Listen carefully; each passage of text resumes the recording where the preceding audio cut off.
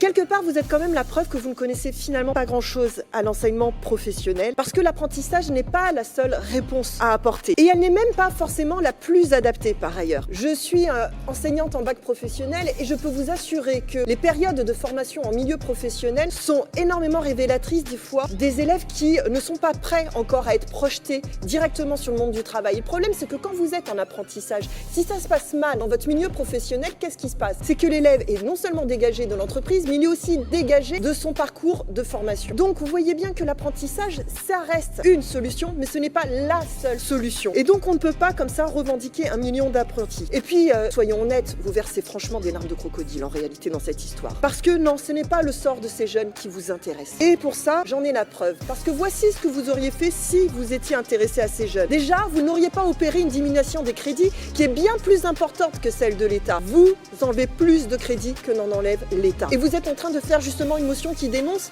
et vous faites exactement la même chose. Donc arrêtez de faire croire que vous en avez quelque chose à faire. Parce que si vous en aviez quelque chose à faire, par exemple, vous auriez commencé aussi par refuser le budget du gouvernement. Est-ce que vous l'avez censuré? Il me semble que non. Vous auriez aussi permis aux élèves qui n'ont pas d'entreprise de bifurquer en voie initiale, sans frais, pour leur permettre la poursuite d'études. Et ainsi ne pas les pénaliser dans l'obtention de leur diplôme. Est-ce que vous le faites? Non. Vous auriez aussi peut-être ouvert les places nécessaires dans l'enseignement supérieur public, mais aussi dans l'enseignement professionnel pour que chaque jeune ait le droit de choisir ses études. Et oui, vous auriez peut-être aussi pu mettre fin à cette abomination qu'est Parcoursup et au manque de place dans les lycées professionnels. Vous cesseriez aussi de détourner l'argent public vers des écoles privées hors contrat qui exploitent des jeunes. 2 fois plus de subventions sont données à ces écoles par jeune plutôt qu'un lycéen dans le public. Tout ça pourquoi? Pour mettre des enfants pas encore majeurs directement sur les chaînes de production et ce, sans aucune rémunération. Vous auriez aussi donné les moyens à l'enseignement professionnel de pouvoir pleinement accomplir sa mission parce que nous avons besoin d'un enseignement professionnel de qualité et qu'il va falloir que votre mépris social cesse. Notre pays a terriblement besoin d'un enseignement professionnel de qualité et pas de politique de communication. Notre première richesse, ce sont nos jeunes. Ce sont eux nos solutions et c'est pourtant précisément